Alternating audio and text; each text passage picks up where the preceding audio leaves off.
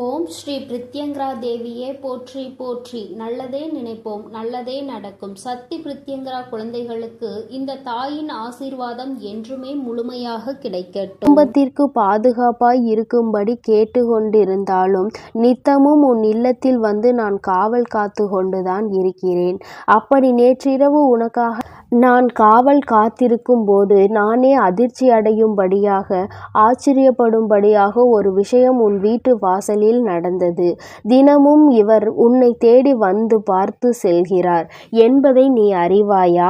அவர் இந்த பக்கம் போக வேண்டிய வேலை இருந்தாலும் உன்னை கடந்து செல்கிறார் என்று நீ நினைத்து கொண்டிருக்கிறாய். ஆனால் அவர் காரியத்தோடு தான் உன் வீட்டை கடந்து போகும்போது எதிர்மறை எண்ணங்களோடு கூடிய புகைச்சலோடு கூடிய காழ்ப்புணர்ச்சி உன் வீட்டை நோக்கி விட்டு தான் போகிறார். ஆம் என் செல்லமே, நீ சந்தோஷமாக சிரித்து குதூகலமாக வாழ்ந்து கொண்டிருக்கிறாய். உயர்வான வாழ்க்கையை சிறப்பாய் பெற்றுவிட்டாய் என அவர் மனதில் நினைத்து கொண்டு அதனை பொறுக்க முடியாமல் உன் மீது காழ்ப்புணர்ச்சியோடு நித்தமும் ஒரு ஏமாற்றத்தோடு எதிர்மறையான எண்ணத்தோடு உன்னை பார்த்து கொண்டே போய்கொண்டிருக்கிறார். அதனால்தான் அப்படிப்பட்ட தீய சக்தியிடம் இருந்து உன்னை காப்பாற்றி உனக்கான நல்லதை செய்வதற்காக இப்போது உன்னிடம் பேச வந்திருக்கிறேன். அதனால் நீ கவனமாக கேள் என் தங்கமே. எதிரி கூட நேருக்கு நேராக நின்று உன்னை தூற்றி பேசிவிட்டு போய்விடுவார். அல்லது கோபப்பட்டு கூட ஏதாவது ஒரு வார்த்தையை சொல்லிவிட்டு போய்விடுவார்.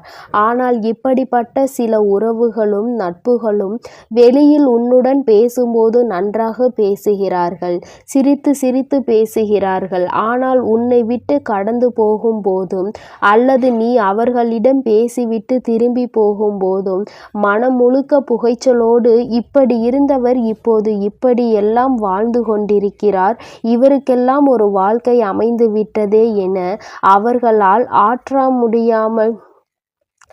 அவர்களால் பொறாமையை தாங்க முடியாமல் உன் மீது போட்டியையும் பொறாமையையும் நெருப்பாய் அள்ளி கொட்டி கொண்டிருக்கிறார்கள்.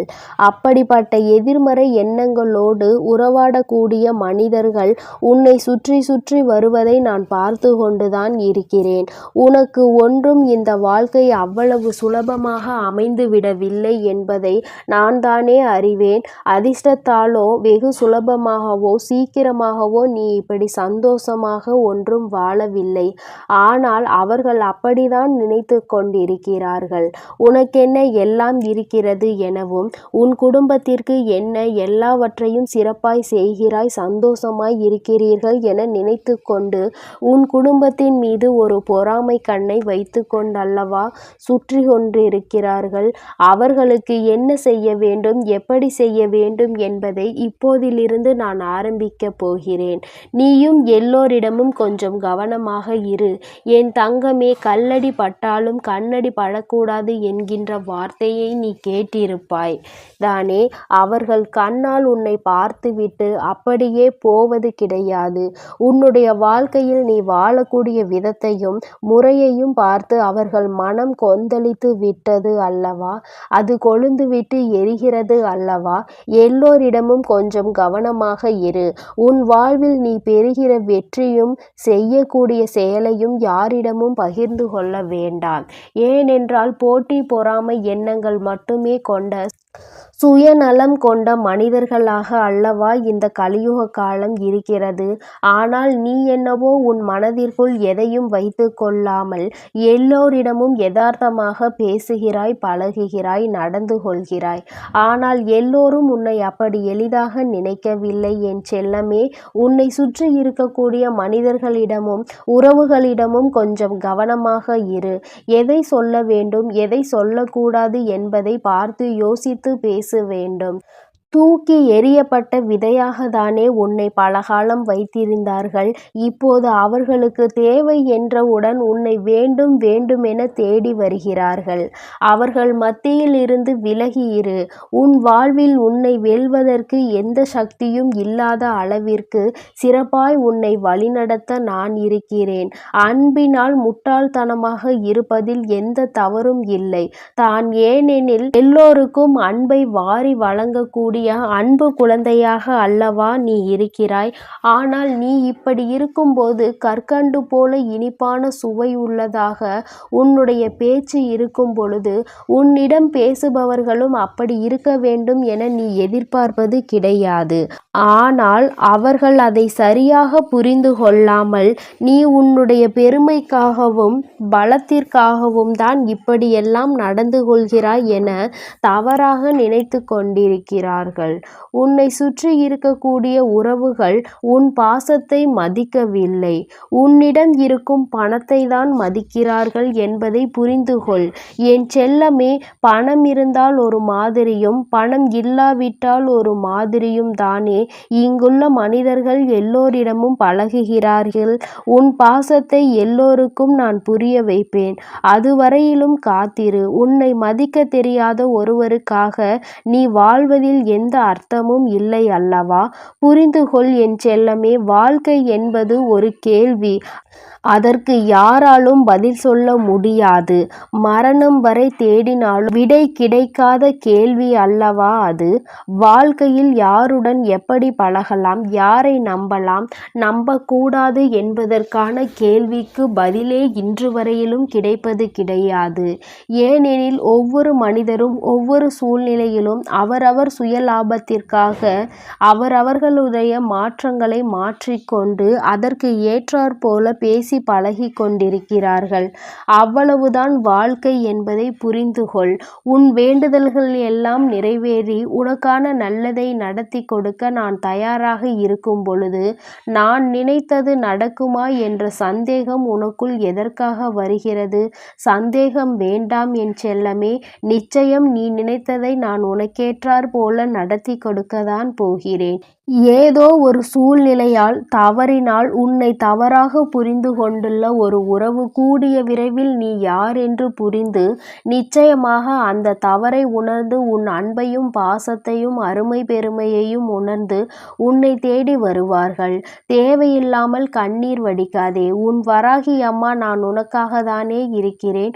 உன்னுடையதை ஒருவர் திருடுகிறார்கள், உன்னை ஏமாற்ற பார்க்கிறார்கள், உனக்கு துரோகம் செய்ய நினைக்கிறார்கள் என்றால் அதற்காக நீ கவலைப்படாதே. அவர்களுக்கு மிகவும் முக்கியமான ஒன்றை யாராவது ஒருவர் திருடினால் அதன் வழி எப்படி இருக்கும் என்பதை அவர்களுக்கு நான் உணர்த்துவேன். அவர்கள் அதை கட்டாயம் உணர்ந்து கொண்டு கெடுதல் செய்ய நினைப்பதை மறந்து போவார்கள். எல்லாவற்றையும் நான் சரி செய்வேன் என்பதை நம்பு. உனக்கு எந்த ஒரு ஆபத்தும் நெருங்காத அளவிற்கு பாதுகாப்பு கவசமாய் உன் வராகி அம்மா நான் இருப்பேன். புதிதாய் எதுவும் வேண்டவில்லை தாயே. நான் இத்தனை நாட்களாக வேண்டி கேட்டதையே எனக்கு கொடுத்து விடுங்கள் எனதானே வருத்தப்படுகிறாய்? என் செல்லமே, ஒரு முறை நான் கொடுத்து விட்டால் அந்த விஷயத்தை திரும்ப பெற மாட்டேன். அது உனக்கே சொந்தமானது என்பதை உணர்ந்து கொள். அப்படி நீ இத்தனை நாட்களாக என்னிடம் கேட்டதை தான் இப்பொழுது நிலையாக உன் கைவசம் ஒப்படைக்கப் போகிறேன். இப்போது நீ செய்வதற்காக யோசித்து கொண்டிருக்கிற அந்த புது முயற்சியை நீ வெற்றியை பெறப்போகும்படி நான் உனக்கு துணையாய் இருப்பேன். அது நடக்காது என சொன்னவர்கள் எல்லாம் தலை சுற்றி கீழே விழக்கூடிய அளவிற்கு உன் வெற்றியை மாபெரும் வெற்றியாக உன்னிடம் கொண்டு வந்து சேர்ப்பேன். என்ன நடந்தாலும் உன் முகத்தை சூரிய ஒளி போல பிரகாசமாக சிரித்த முகத்தோடு வைத்திருக்க முயற்சி செய். உனக்கு பின்னால் நிழல்கள் விழும் சூரியனாக நீ இருந்தால் உன் வழியை பின்பற்றி வரக்கூடிய பல மனிதர்கள் பின்னே பின்தொடர்ந்து வருவார்கள். இந்த உலகத்திலேயே என்னை விட்டால் வேறு யார் உன்னை நன்றாக புரிந்து கொண்டவர்களாக இருப்பார்கள்?